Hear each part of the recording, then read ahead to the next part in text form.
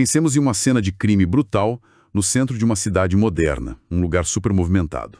Um cenário infelizmente muito comum hoje em dia. Pois é, uma pessoa foi espancada, assaltada e deixada ali, sangrando no asfalto. Aí, de repente, o juiz mais respeitado da cidade passa pela calçada, ele vê o corpo, mas atravessa a rua para não ter que lidar com a situação. Nossa, ele simplesmente ignora a pessoa? Sim, passa reto. E logo depois, o chefe de polícia da cidade faz a mesmíssima coisa. E aí a pergunta é: quem é a única pessoa que para, que arrisca a própria vida e gasta o próprio dinheiro para salvar aquela vítima? Não, se a gente seguir a ironia cortante da história original, seria tipo o líder de uma facção criminosa rival, né? Exatamente. Um homem que a sociedade inteira aprendeu a odiar. É um cenário que já causa um desconforto imediato na gente, sabe? É uma reviravolta que, assim, ofende totalmente as nossas sensibilidades sobre quem são os mocinhos e quem são os vilões. Com certeza. E o mais impressionante é que essa exata estrutura narrativa foi usada há uns 2000 anos justamente para implodir essas definições confortáveis que a humanidade tem sobre bondade, religião e responsabilidade social. É uma história genial. E é exatamente essa tensão que a gente vai destrinchar no nosso mergulho de hoje.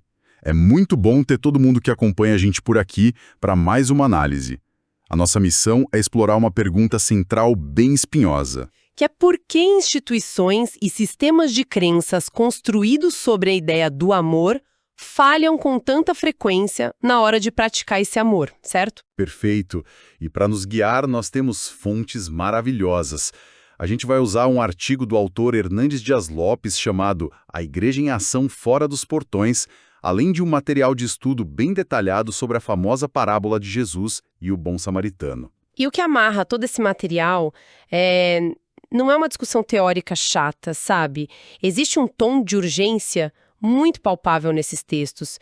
O objetivo é tirar a fé do discurso abstrato e colocar na calçada. Exato. Bom, antes da gente entrar na parábola do samaritano em si, a gente precisa entender a base teológica que o primeiro texto apresenta sobre essa relação entre a espiritualidade e o mundo real, né? Sim, a fundação da coisa toda. Porque, historicamente, o instinto humano é justamente o de construir muros. A gente quer manter o perigo lá fora e a segurança do lado de dentro. É muito mais fácil professar dogmas num ambiente controlado, onde todo mundo concorda com as mesmas regras. Ah, sem dúvida. O espaço sagrado acaba virando um bunker. Pois é, mas o artigo do Hernandes Dias Lopes traz um argumento muito forte de que a igreja só justifica a sua existência quando atua como uma agência de misericórdia fora desses portões. E o texto dá uma justificativa clara para isso. A ideia central é que a evangelização e a ação social não são concorrentes. Elas não brigam entre si. Não é um jogo de soma zero, né? Exato. Um erro super comum é pensar que, ou se cuida do espírito ou se cuida do corpo. Mas a perspectiva apresentada é de que a ação social valida a mensagem. Ela não substitui a mensagem, mas prova que ela funciona. Faz todo sentido. E tem uma frase crucial no texto que diz que as boas obras não são a causa da salvação, mas o resultado inevitável dela. Ou seja, aquela fé cantada aos domingos precisa ser validada na segunda-feira, alimentando quem está com fome. Sabe, a analogia que me vem à mente quando eu leio sobre essa dinâmica é a de uma academia de ginástica. Como assim? Pensemos bem. Ninguém vai lá e levanta pesos pesados apenas para ser o melhor levantador de pesos dentro daquele galpão com espelhos. O objetivo de puxar ferro é ter força para lidar com a vida real lá fora. Ah, claro. Para carregar as compras, brincar com os filhos. Exatamente. Brincar com os filhos sem travar a coluna, ajudar um amigo numa mudança. E os textos sugerem que a fé funciona da mesma maneira. O exercício espiritual lá dentro tem que se traduzir em força prática lá fora.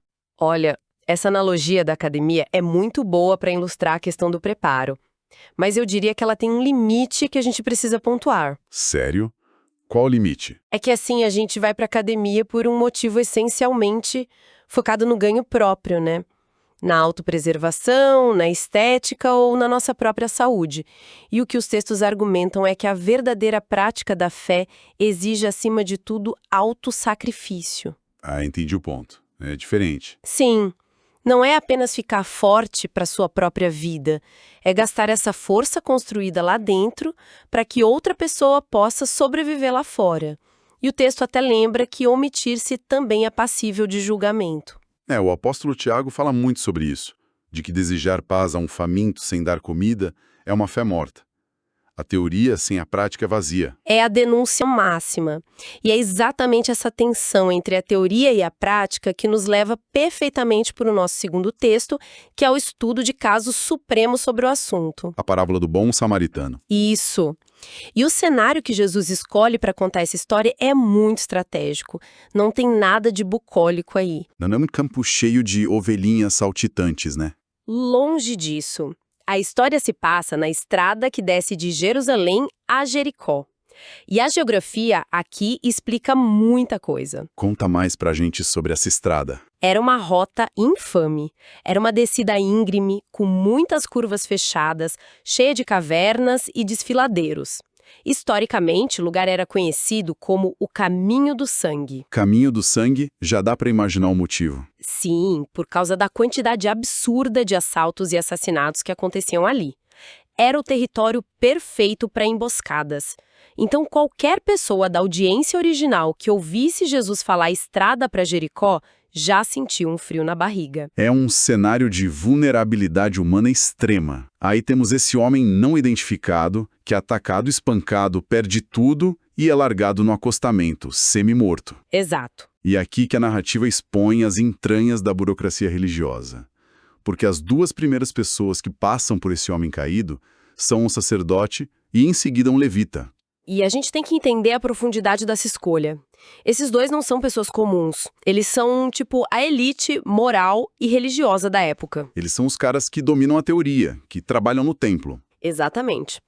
Mas aí fica a dúvida, por que eles passam direto? E o material de estudo nos mostra que não é necessariamente porque eles eram monstros cruéis. A explicação está na própria lei que eles defendiam, a ferro e fogo. As leis de pureza judaicas, certo? Como isso funcionava na prática para impedir a ajuda?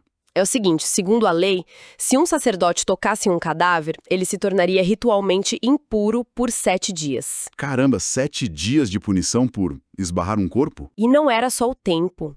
Ele teria que passar por rituais complexos de purificação e perderia o turno de serviço dele no templo. E o homem no chão estava semi-morto, imóvel. Então, para o sacerdote parar para checar se o cara estava vivo era um risco enorme. Um risco ocupacional gigantesco. O medo da contaminação ritual e de perder o status no templo simplesmente engoliu a compaixão deles. Olha, isso é fascinante e assustador ao mesmo tempo. É o sistema corporativo operando na sua forma mais fria. Como assim, sistema corporativo? Sabe quando uma empresa moderna cria tantas regras de compliance, tanta burocracia para evitar processos ou proteger a própria imagem, que, no fim das contas, um funcionário em crise de esgotamento mental não consegue receber ajuda real? Nossa, mas a ótima comparação. O sacerdote e o levita olharam para o homem caído e viram uma quebra de compliance.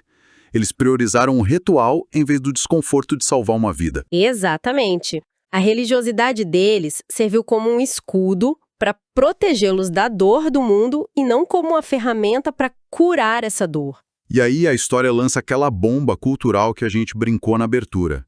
Vem o terceiro homem caminhando pelo caminho de sangue. O samaritano. O samaritano, o cara da facção rival. Sim, e para entender o peso disso, quem está ouvindo a gente precisa lembrar que judeus e samaritanos cultivavam um ódio étnico e religioso que durava séculos. Eles nem se falavam. Um judeu extremista da época dava a volta quilômetros só para não pisar em terra samaritana. Pois é, e Jesus pega esse excluído, esse pária social, e transforma ele no grande herói ético da narrativa. É um soco no estômago da audiência. E as ações desse herói improvável são super práticas, né?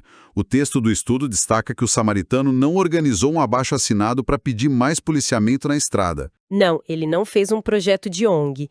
Ele viu a necessidade e usou os próprios recursos na mesma hora. Ele usou o que tinha na bolsa. Sim, o texto menciona o azeite e o vinho. O vinho, por ter álcool, funcionava como antisséptico para limpar as feridas e o azeite amaciava a dor. Eram os primeiros socorros de quem viajava na época. E ele ainda coloca o cara na própria montaria, ou seja, ele termina o caminho do sangue a pé, exposto a ser atacado também. E pagou a conta da hospedagem do próprio bolso, prometendo cobrir gastos extras. Mas olha, o que eu acho mais intrigante dessa análise toda não é nem o que o samaritano fez, mas o que gerou essa história toda. A pergunta do doutor da lei. Jesus não soltou essa parábola do nada, né? Não, foi uma resposta direta. Um especialista teológico tentou encurralar Jesus com uma pergunta bem específica. Quem é o meu próximo? E a psicologia por trás dessa pergunta entrega muito sobre como a mente humana funciona até hoje. Ao perguntar isso, esse especialista não estava querendo amar mais pessoas. Claro que não. Ele estava procurando uma brecha na lei. Ele queria um limite seguro, uma linha de chegada.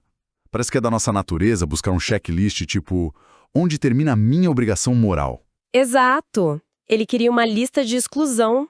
A lógica do cara era tipo, se me derem a lista exata de quem se qualifica como meu próximo, eu vou saber exatamente quem eu tenho permissão legal para ignorar sem peso na consciência. É muito a mentalidade de quem preenche a declaração de imposto de renda, sabe? Nossa, como assim? A gente não quer pagar 1 centavo a mais do que obrigatório para a receita, então a gente caça toda a brecha legal para reduzir a fatura. Esse cara queria saber qual era a alíquota mínima de compaixão que ele precisava pagar. É uma leitura muito perspicaz. Mas Jesus faz uma manobra argumentativa simplesmente genial. Ele inverte a estrutura da pergunta. Em vez de dar o checklist... Ele muda o foco da ação. Isso. No fim da história, ele devolve a pergunta: qual desses 3 foi o próximo do homem que caiu nas mãos dos assaltantes? Ele mostra que próximo não é um crachá que o outro usa e que você avalia se é válido. Próximo é uma postura que a gente assume. Ele basicamente apagou a linha de limite de responsabilidade. Apagou totalmente. O próximo é simplesmente qualquer pessoa diante de nós em necessidade, sem filtro de etnia ou de classe social. E o material de estudo resume essa atitude do samaritano em 3 verbos contínuos: ver, parar e agir. Sim, e cada um deles combate uma doença moderna nossa. O ver não é só o registro óptico, né? Afinal, o sacerdote viu e desviou. O ver compassivo é não desviar o olho do desconforto. E o parar é talvez o mais difícil hoje, não acha? Com certeza. Significa interromper a nossa agenda que está sempre atrasada para colocar a dor do outro na frente do nosso cronograma. E agir, claro. Usar os nossos recursos, tempo ou dinheiro para intervir. E se a gente trouxer isso para a nossa rotina, o impacto é gigante. Total. A gente muitas vezes perde o ver porque a gente está anestesiado, rolando feed de notícias cheio de tragédia e não sente mais nada. E na rua, a gente cruza com pessoas em situação de rua e desenvolve aquela habilidade assustadora de não fazer contato visual. No ambiente de trabalho, então, isso é gritante. Sabe aquele colega da mesa ao lado que está visivelmente à beira de um colapso nervoso, mas ninguém para conversar porque os prazos não permitem? Ou a pessoa da limpeza que vira invisível na firma, né? Ninguém nem dá bom dia. E até na família o impacto é direto. É verdade. A gente pode prover fisicamente, pagar as contas, mas não praticar o parar para ouvir de verdade. Cuidar das feridas emocionais de quem está sobre o nosso teto exige a mesma urgência que o samaritano teve lá na estrada de poeira. É por isso que essa expansão de quem é o nosso próximo muda até a nossa definição do que é sagrado. E esse é o ponto alto que o artigo do Hernandes Dias Lopes traz. Esse é um dos pontos mais subversivos dos materiais de hoje. A ideia de que colocar a mão na massa do sofrimento humano não é só trabalho social. É um culto de adoração. É pesado isso. Muda toda a hierarquia de valores. O texto lembra que ajudar ao próximo não deve ser um fardo pesado, mas um sacrifício agradável. Ele cita até o oficial romano Cornélio, cujas esmolas e orações subiram juntas diante de Deus. Isso quebra aquela divisão entre o secular e o sagrado que a gente tanto adora inventar, né? A gente acha que o sagrado só acontece debaixo de um vitral bonito no domingo de manhã. E que a segunda-feira no escritório é terra de ninguém, né? Exato. Mas se a verdadeira adoração é o cuidado com o vulnerável, então o sagrado sai do templo e vai direto para o refeitório da empresa, para a calçada esburacada, para a sala de jantar. O culto não termina quando as portas da igreja se fecham. Ele começa quando elas se abrem para a rua. E a conclusão de Jesus é muito incisiva no texto. Ele diz: Vai e faz tudo da mesma forma. Não foi um convite tipo, vai lá e escreva uma tese sobre isso, ou pense um pouco no assunto. Foi uma ordem tática imediata. Conhecer a doutrina toda, usar as roupas certas, frequentar os lugares certos, mas virar o rosto para a miséria é, na verdade, estar andando pelo lado errado da estrada. É um alerta pra gente. O amor verdadeiro nessa ótica não é uma emoção fofinha no peito. É sempre uma ação que custa algo pra gente. Custa tempo, custa dinheiro, custa a nossa conveniência. Bem, chegando ao final desse nosso mergulho nos materiais, fica muito nítido que inclusão e cuidado não são discursos teóricos.